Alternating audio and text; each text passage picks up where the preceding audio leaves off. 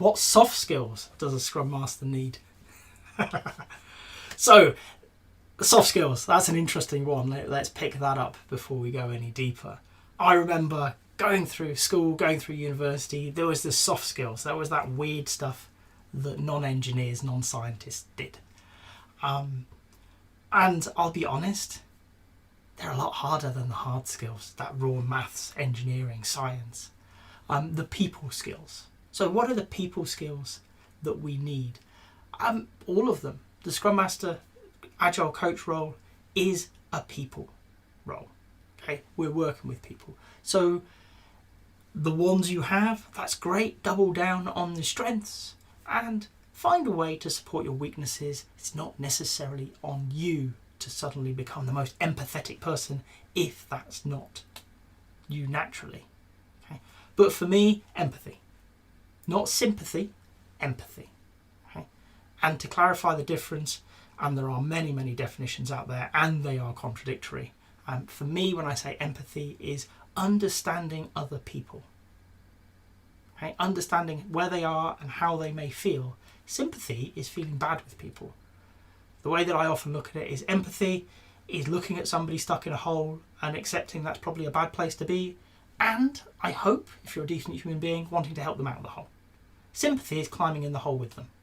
We don't climb in the hole. We acknowledge it and we look, okay, how can we help you get out of here? So empathy for me is a key skill. Just that understanding that, people turn up in different ways, different shapes and forms. And that's okay. So what else do we need? The communication skills. Oh, you need to be articulate.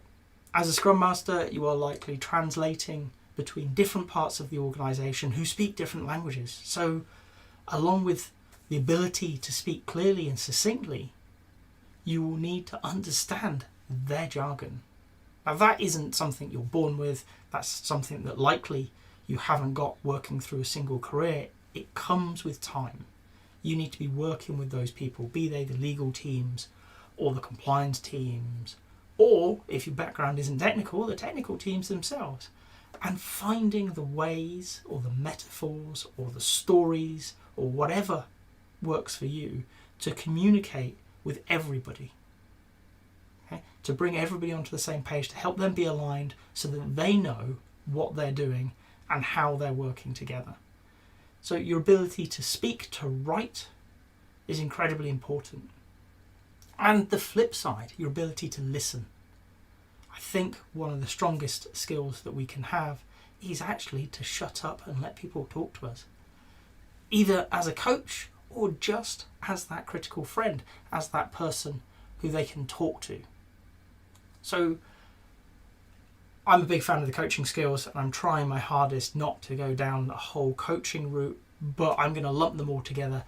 Actually, that coaching idea, okay, so the listening, the questioning, having frameworks around which to work are incredibly important to draw people out. Okay? And one that's often missed out in training and things is the ability to build rapport with people. Being somebody who's likable. If you're not, you can fake it, don't worry. I do. But taking time so that people want to talk to you, so they trust you. And having a good grasp of what trust means. I recognise that I'm bouncing around a lot here because there's an awful lot of the soft skills, those people skills that we need to put to work. I honestly think if you're setting out on this Scrum Master route, or maybe you're a few steps or maybe more steps down that journey, you will be recognising what those skills have and how they work. What I would always recommend is you can work on any people skill. Okay, I know this because I come from a hardcore engineering and science and maths background, and I don't really use those skills anymore. Most of what I do is people focused. It's helping them be the best people they can be, either as individual coaching sessions, group coaching sessions, mentoring, whatever it is that we're engaged to do it in.